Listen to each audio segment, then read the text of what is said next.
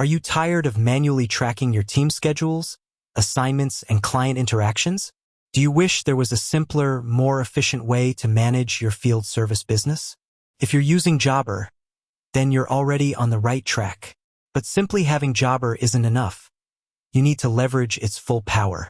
And one of the most fundamental, yet crucial steps to unlocking that power is by effectively adding your employees to the platform. Think about it. Your employees are the backbone of your business. They're the ones out in the field, delivering services, interacting with clients, and bringing in revenue. Without them properly integrated into your Jobber system, you're missing out on a wealth of benefits. Streamlined scheduling, accurate time tracking, clear communication, and ultimately, a more organized and profitable operation. This isn't just about inputting names into a database. It's about empowering your team, optimizing your workflow, and gaining a complete overview of your business at your fingertips. Today, we're going to dive deep into the straightforward, yet incredibly impactful process of adding employees to Jobber. We'll cover everything from the initial steps of inviting your team members to setting up their permissions, assigning them to teams, and even customizing their profiles for maximum efficiency. By the end of this video, you'll be able to confidently onboard your entire workforce onto Jobber, transforming your business from a chaotic juggling act into a finely tuned machine. So, let's get started. The very first step to adding employees in Jobber begins with the Team section. From your Jobber dashboard, you'll want to navigate to the left-hand sidebar. You'll see a menu with various options like Schedule, Clients, Invoices, and so on. Look for Team and click on it. This is your central hub for managing all your staff members. Once you're in the Team section, you'll see a list of any employees you might have already added. To add a new team member, look for a button, usually in the top right corner, that says Add Team Member or New Team Member. Give that a click, and you'll be presented with a form to input your new employee's details.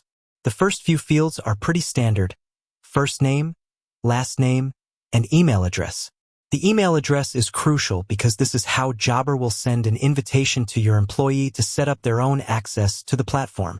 Make sure to use a valid and active email address that your employee can easily access. Next, you'll encounter a field for phone number. While not strictly mandatory for creating the account, it's highly recommended to include it. This allows for easier communication within Jobber and can be helpful for scheduling and dispatching. Now, let's talk about permissions. This is where you define what your employee can see and do within Jobber. Jobber offers various permission levels, and choosing the right one is critical for maintaining control and ensuring data security.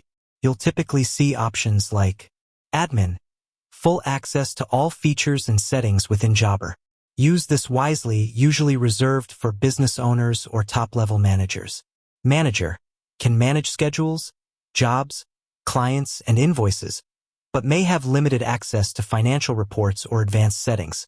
Team member, primarily focused on their own schedule, jobs, and client interactions.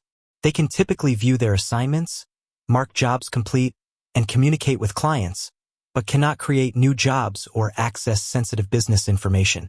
Limited access. This level is highly customizable, allowing you to pick and choose specific functionalities your employee can access. This is great for subcontractors or employees who only need access to a very specific part of Jobber. Carefully consider your employee's role and responsibilities before assigning their permission level. You can always adjust these later if needed. After setting the permissions, you'll often have the option to assign the employee to a team. If you've created teams within Jobber, for example, landscaping crew A or plumbing technicians, you can select the relevant team here. This helps organize your workforce and make scheduling and dispatching more efficient. If you haven't set up teams yet, don't worry, you can always do that later and assign employees then. Further down the form, you'll likely see a section for rate information. This is where you can input your employee's hourly rate or their pay per job. This information is primarily used for internal tracking and reporting within Jobber, helping you to understand your labor costs and profitability. This information is private and not visible to the employee. You might also find fields for employment type, e.g., full-time, part-time, contractor, and a space to add any internal notes about the employee. These are for your own reference and can be helpful for HR purposes. Once you've filled out all the necessary information, double-check everything for accuracy. Then, click the Save or Add Employee button.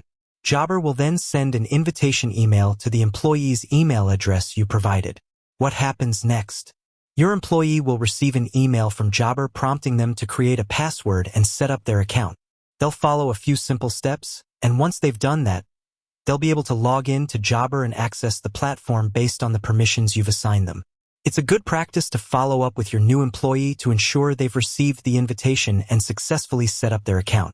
You can also take this opportunity to give them a brief overview of how they'll be using Jobber in their day-to-day tasks. Beyond the initial setup, you can further customize your employee's profile in Jobber. By clicking on their name in the Teams section, you can access their individual profile.